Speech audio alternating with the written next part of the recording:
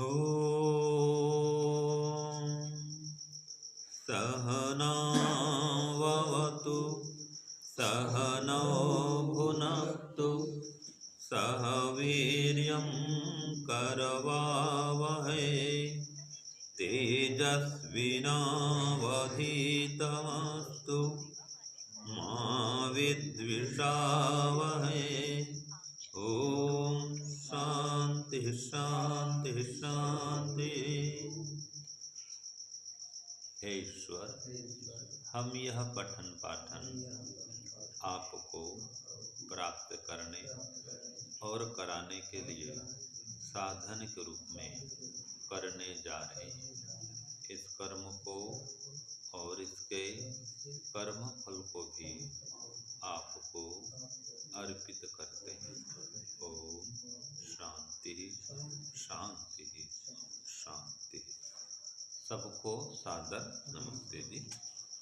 हमारा योग दर्शन का पाठ चल रहा है, जिसे हम पातंजल योग दर्शनम रहस्य के नाम से पढ़ रहे हैं और सूत्र तथा सूत्रार्थ के विषय पर चर्चा कर रहे हैं। हर सूत्र में वास्तव में रहस्य भरा हुआ है, इसलिए हमने नाम दिया पातंजल योग दर्शनम रहस्य। तो अभी जो विषय चल रहा हमारा वो क्षणिकवाद का विषय आ गया है ना। कि क्षणिकवाद के मत में क्या होता है कि एक ही काल में विषय और चित्त इन दोनों का ज्ञान नहीं हो सकता है। क्यों नहीं हो सकता है? कि जो चित्त है क्षण भर में उत्पन्न होकर कर नष्ट हो जाता है।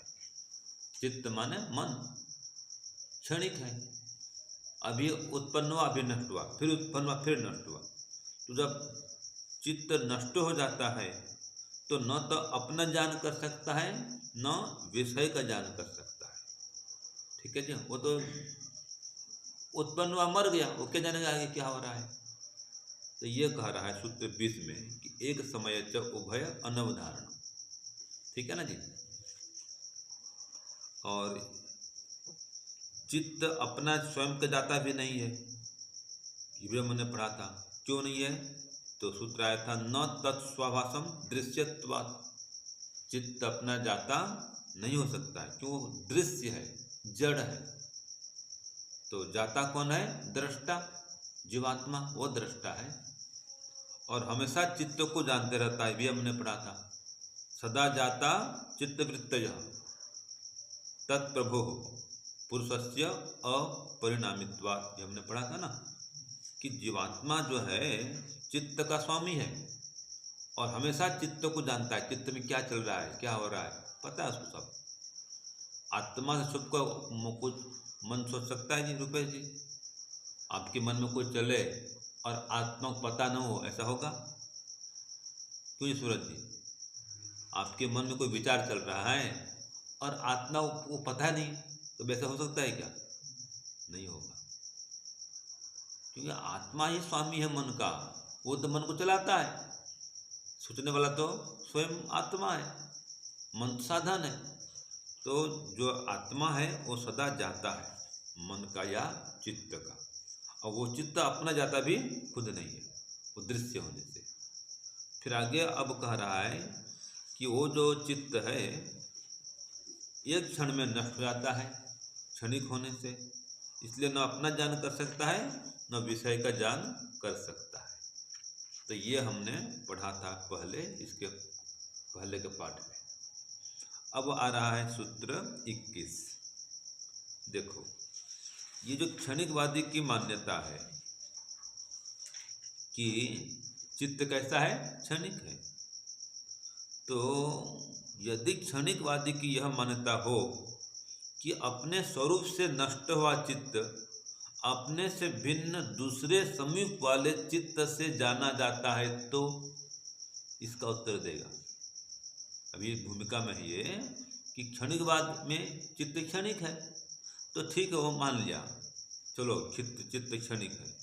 तो जो चित्त नष्ट हो गया, तो क्षणिकवादी की मान्यता क्या है कि चलो वो तो स्वरूप से नष्ट हो गया, चित्त खत्म हो गया, लेकिन अपने से भिन्न जो नया चित्त आएगा वो उसको जानेगा। उसके द्वारा जाना जाएगा वो, ऐसा कह रहा है ये। तो उसको कहे जाने, वो तो खत्म ही हो गया। तो जो नया चित्त आएगा, जब नया चित्त आता है तो पहला वाला चित्त खत्म हो जाता है। तो इसको किस प्रकार जानेगा भाई वो? तो इसका उत्तर किस प्रकार देगा आगे देखो, सूत्र 21 में। तो सूत्र बोले, चित्तांतर दृश्ये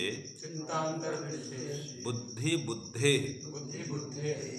हाँ बुद्धि बुद्धे है अति प्रसंग स्मृति संकरश्च।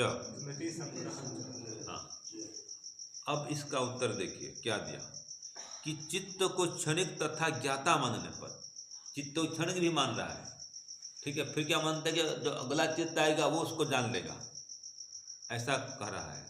तो चित्त को क्षणिक मानने पर तथा जाता मानने पर, पूर्व चित्त के उत्तर चित्त का दृश्य बन जाने से, पूर्व चित्त माने पहला वाला चित्त, उत्तर चित्त माने बाद का चित्त, जो नया चित्त आया है। क्यों जी? जो चित्त पहले था उसका नाम क्या है? पूर्व चित्त। और जो चित्त नया भी आया है उसका नाम क्या हुआ? हाँ जी रुपेश जी, तो कहाँ सुन रहे हैं आप? जो पहले के चित्त है उसका नाम क्या है? हाँ जी सूरज जी, पूर्व चित्त, ध्यान दीजिए। हाँ जी संतोष जी, जो चित्त बाद में उसका नाम क्या है? उत्तर चित्त। तो ध्यान दीजिए भाई, तो जो पहले का चित्त है वो पूर्व चित्त, और जो नया चित्त है वो उत्तर चित्त। तो जो पूर्व चित्त है वो उत्तर चित्त का दृश्य बन जाने से, माने जो बाद वाला चित्त है उत्तर चित्त, वो पहले को देखता है, मतलब पहले को जानता है। तो पहले से देख रहा होगा। हाँ, अब ये कह रहा है ऐसे हो जाने से। अब फिर कह रहा है उत्तर चित्त द्वारा पूर्व चित्त को जानने की परंपरा का अंत नहीं आने से अनवस्था दोष आएगा। माने कि जैसे ये चित्त हुआ, उदाहरण के लिए देखो, ये चार चित्त मान ले, हाँ जी, ये पूर्व चित्त हुआ, तो इसको ये चित्त जानता है, तो ये खत्म होने से इसको फिर ये चित्त जानता है, ये खत्म हुआ इसको ये चित्त जानता है, ये खत्म हुआ इसको ये चित्त जानता है, इसको फिर ये जानेगा, इसको ये जानेगा, इसको ये जानेगा, तो सब पिछले को जानते जाएंगे। तो यही तो चलता रहेगा, परंपरा चलती रहेगी, अंत कभी नहीं हुआ फिर। ठीक है, तो नया नया चित्त आते जाएगा और ये चित्त जो है खत्म होता जाएगा। तो ये कह रहा है ऐसा मानने से अनवस्था जो होता है, माने इस अवस्था का कभी अंत ही नहीं होगा। फिर कह रहा है आगे, तथा उत्तरवर्ती चित्त को एक साथ पूर्ववर्ती चित्तों और उनके विषयों का घुला मिला ज्ञान प्राप्त होने पर, जो उत्तरवर्ती चित्त है, उत्तर माने बाद वाला चित्त, उसको पहले का भी ज्ञान हो रहा है चित्त का, कि वो तो रहा नहीं, तो उसको भी इसका वाला भी ज्ञान करेगा ये, और अपना भी ज्ञान करेगा, तो ज्ञान तो उसका घुला मिला हो जाएगा। तो ऐसा होने पर किसी एक वस्तु विषयक शुद्ध स्मृति नहीं हो पाएगी। ठीक है, अभी चित्त टिका हुआ है ना, तो जान रहा है एक ही चित्त है, एक ही चित्त स्थिर है, क्योंकि आप 5वीं क्लास में, 4थी क्लास में, प्राइमरी क्लास में, ठीक है, प्राइमरी क्लास में आप जो खेल कूद करते थे, जिस स्कूल में पढ़ते थे, अब इसको याद करिए, याद आ रहा है ना? बचपन याद करिए, कौन से खेल के मैदान में खेलते थे, कौन कौन आपके मित्र थे, सब याद आ जाएंगे। कि वही चित्त अभी भी है, जो चित्त बचपन में था वही चित्त अभी है। और क्षणिक बाद में क्या हुआ, वो चित्त तो खत्म हो गया कब से, अब नया चित्त आ गया है। और कितने चित्त चले गए स्वामी जी? इसमें है कि जैसे आजकल कंप्यूटर है, कंप्यूटर में हार्ड डिस्क होता है, तो हार्ड डिस्क उसी तरह से हमारा मन जो है वो हार्ड डिस्क है, उसमें स्टोर रहता है सब वृत्तियाँ। तो जिस तरह से इसको अगर मान लेंगे कि हार्ड डिस्क खराब हो गया, तो दूसरे में ट्रांसफर कर दिए, तो वो हार्ड डिस्क तो खत्म हो गया, तो वो तो स्मृतियाँ तो रहेंगी एक दूसरे में। हाँ, तो इसका उत्तर ये है कि मन तो जड़ पदार्थ है, वो ट्रांसफर कर नहीं सकता। यहाँ पर केवल चित्त की बात आ रही है, मन की बात आ रही है, और मन में स्टोर रहेगा नहीं, क्योंकि तो मन तो खत्म हो गया, स्टोर कहाँ से आएगा? आत्मा में कहो तो हम मानेंगे, हाँ आत्मा में स्टोर होता है, यहाँ तो मन की बात है भाई। तो जो मन है उसमें फिर अगर ये पिछले वाला चित्त पहले वाले को ही जानेगा तो चित्त क्या होगा, घोला मिला जाए। इसमें कह लिए स्मृति संकरश्च, स्मृतियों का संकर हो जाएगा। तो इसका सूत्र क्या अर्थ क्या होगा, देखो, एक चित्त का ज्ञान दूसरा चित्त, हाँ, एक चित्त का ज्ञान दूसरा चित्त करता है, ठीक है। एक चित्त का ज्ञान दूसरा मतलब आने वाला नया चित्त वो करता है। ऐसा मानने पर अनवस्था दोष आएगा और स्मृतियों का संकर भी हो जाएगा, मन स्मृतियां घुल मिल जाएंगी। बस इतना सूत्र का अर्थ है कि एक चित्त का ज्ञान दूसरा चित्त किए या करे या कर रहा है, ठीक है। पहले वाले चित्त का ज्ञान बाद वाला चित्त कर रहा है। ऐसा मानने पर क्या होगा, अनवस्था दोष आएगा। पिछले चित्त को अगले चित्त ने जान किया, उसको उसने, ऐसे आगे आगे क्रम चलता रहेगा। एक मर गया उसको उसने जाना, ये फिर मर गया उसको उसने जाना, ये फिर मर गया उसको पहले वाले ने जाना, ऐसे एक क्रम चलता रहेगा। तो एक तो आएगा अनवस्था दोष, दूसरा इसमें कहा दिया स्मृति संकरश्च, स्मृतियों के घुल मिल जाने का दोष आएगा। हाँ जी, ठीक है। हाँ, यह कहा सूत्र 21 में। तो क्षणिक बात की मान्यता इसलिए ठीक नहीं है। तो आगे देखो सूत्र 22। अब इसको और खोला जाता है। तो पहले सूत्र बोले 22 का, चिते है अप्रतिसंक्रमाया तद आकार आपत्तौ स्वबुद्धि संवेदनम। क्या कहा इसमें कि रूप रस आदि विषयों में न घुलने वाले अपरिणामी चेतन जीवात्मा के विषयाकार प्राप्त चित्त से संबद्ध होने पर जीवात्मा को विषय से युक्त अपने चित्त का ज्ञान होता है। इसको और समझते हैं। देखो, ये तो केवल पढ़ दिया मैंने, समझेंगे इसको कि देखो चित्ते है माने जो चेतन जीवात्मा है, ठीक है। हाँ, वो कैसा है, अप्रतिसंक्रमा है, ठीक है। चेतन जीवात्मा में कुछ घुलता मिलता है क्या, नहीं घुलता मिलता, वो अपरिणामी है ना, अप्रतिसंक्रमा है।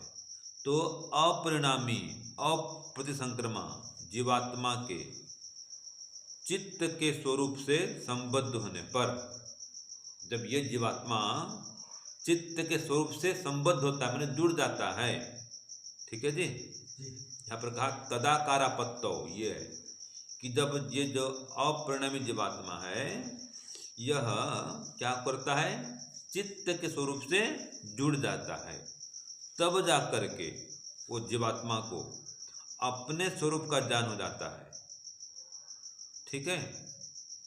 उस समय जीवात्मा को अपने स्वरूप का ज्ञान होता है और ये भी जानता है कि मैं अब घट आदि वस्तुओं को जान रहा हूं। मन के माध्यम से जानता है, मतलब याद रखना, अगर चित्त से मन से नहीं जुड़ेगा तो ये खुद भी जान नहीं पाएगा, समझ रहे हैं। मन न हो तो जीवात्मा जान नहीं सकता अकेला, बिना साधन के साध्य प्राप्ति जैसे नहीं होती। ऐसे ये सब नेत्र आदि इंद्रियां साधन है, ऐसे मन भी साधन है। तो जो जीवात्मा है इन साधनों से संयुक्त होकर के ही विषयों का ज्ञान प्राप्त करता है। तो चित्त को भी जानता है और अपने को भी जानता है, सबको जानता है। इसलिए कह दिया कि रूप रस आदि विषयों में न घुलने वाला यह अपरिणामी चेतन जीवात्मा है। और ऐसा जो जीवात्मा है जब वो विषयाकार चित्त से जुड़ जाता है, विषयाकार माने विषय के आकार भासने वाली, चित्त से जुड़ जाता है, तो जो चित्त से जुड़ जाता है तो जीवात्मा को फिर सबका ज्ञान होता है, अपने को भी जानेगा, चित्त को भी जानेगा, संसार के विषयों को जानेगा, सबको जानेगा। लेकिन जानेगा तभी जब वो किससे जुड़ेगा, बोलो, हाँ, चित्त से मन से जुड़ेगा तब जानेगा, जब तक नहीं जुड़ता है नहीं जान सकता। निद्रा अवस्था में सोया हुआ है तो संसार में क्या हो रहा है पता है क्या? नहीं पता है उसको। ठीक है जी, इनसे तो कटा होता है वो। तो ये कह रहा है, तो जीवात्मा को भी साधन चाहिए। मतलब क्या समझे जी रुपेश जी? क्या समझे सूत्र में? आपका मन आज नहीं है, क्यों संतोष जी क्या समझे बताओ?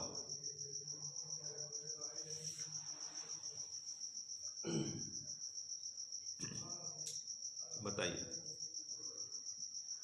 जीवात्मा अपना ज्ञान कैसे करता है और संसार का ज्ञान कैसे करता है, कब करता है बताओ?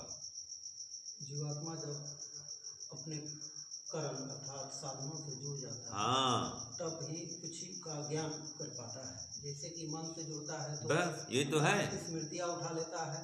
आँख से जुड़ता है तो आँख के माध्यम से, जब मन से जुड़ता है तो जानता है सबको। हाँ जी, क्या समझ रहे हैं जी आप रुपेश जी? कहाँ आपका ध्यान है? इतना तो सरल बता रहे हैं आपको कि जब जीवात्मा, ये भी तो कहा दिया कि विषयाकार चित्त से जुड़ता है। ठीक है, हाँ, ये तो खुद तो है अपरिणामी, अप्रिसंकमा, विषय से घुलता मिलता नहीं है। जो चित्त है वो घुल मिल जाता है। पहले भी हमने पढ़ा ना समापत्ति में, उसके सामने जो आता है चित्त के सामने, ऐसा वो भाषित होता है। जीवात्मा जब जीवात्मा समान दिखेगा। इस दर्पण के सामने लाल रंग आ लाल दिखाई देगा, दर्पण काला रंग तो काला दिखाई देगा। ऐसे चित्त इसके सामने जो आता है वो उस प्रकार से उसके रंग में रंग करके वैसा दिखाई देता है। इसलिए कहा इसको विषयाकार चित्त का। स्वामी जी वहाँ तो अपने आप को भाषित नहीं कर रहा है ना, ये तो यहाँ तो असंप्रजात हो गया है ना स्वामी। यहाँ तो जीवात्मा उसको जानता है, विषय ये चल रहा है, विषय ये कि चित्त में क्या हो रहा है वो सब जीवात्मा जानता है। ठीक है, तो जीवात्मा से या चित्त से जीवात्मा जुड़ता है। जब तक चित्त से जीवात्मा नहीं जुड़ेगा वो जान नहीं सकता। ये है मुख्य बात। स्वामी जी दोनों स्थिति में तो अलग अलग है ना। वहाँ पर तो है कि जो चित्त जो वहाँ पर तो ये है समापत्ति की बात है। ठीक है ना, मैं तो वहाँ से दृष्टांत इतना ले रहा हूँ कि जो चित्त है उसके सामने जो भी आएगा उसके रंग से वो जीवात्मा वो चित्त रंग जाता है। यहाँ पर भी यहाँ इतना ही लेने यहाँ से विषयाकार चित्त कहा, विषय के आकार को प्राप्त चित्त। तो वहाँ पर भी यही था, इसके सामने जो आएगा उसके विषय से रंगता है वो। तो यहाँ पर भी यही तो बात है ना, बस हमको दृष्टांत का एक भाग ही लेना है। यहाँ पर आगे की बात नहीं कर रहा हूँ मैं। चित्त का स्वभाव ऐसा है, आपके मन में जो चलता है आप वैसे लगता है। आपको लगता है ना भाई, भोजन आ जाए तो भोजन में घूमते रहता है, खीर परोस दिया जाए मन में खीर घुस जाए। हाँ, खीर से आप संबंध जुड़ जाता है। मन और चित्त एक ही चीज है। मन जब संकल्प विकल्प करता है तो वही मन कहलाता है। जब स्मृति उठाता है उसको चित्त कहते हैं। चित्त मन दोनों एक ही बात है, कार्य दो अलग अलग हैं, इसलिए दो नाम पड़ गया। ठीक है जी। तो यहाँ पर चित्त कहा जा रहा है और कहीं पर मन कहा जाता है। तो यहाँ पर ये कह रहा है जीवात्मा जब इनसे जुड़ता है अपने साधनों से तभी इनका ज्ञान कर पाता है। जब तक जुड़ेगा नहीं तब तक कुछ भी नहीं कर पाएगा। तो ये सूत्र 22 तक आज रखते हैं। रुपेश जी को नींद आ रही है क्यों जी? चलो समय भी हो रहा है। ओम शांति शांति शांति। सर्वेभ्यो नमः।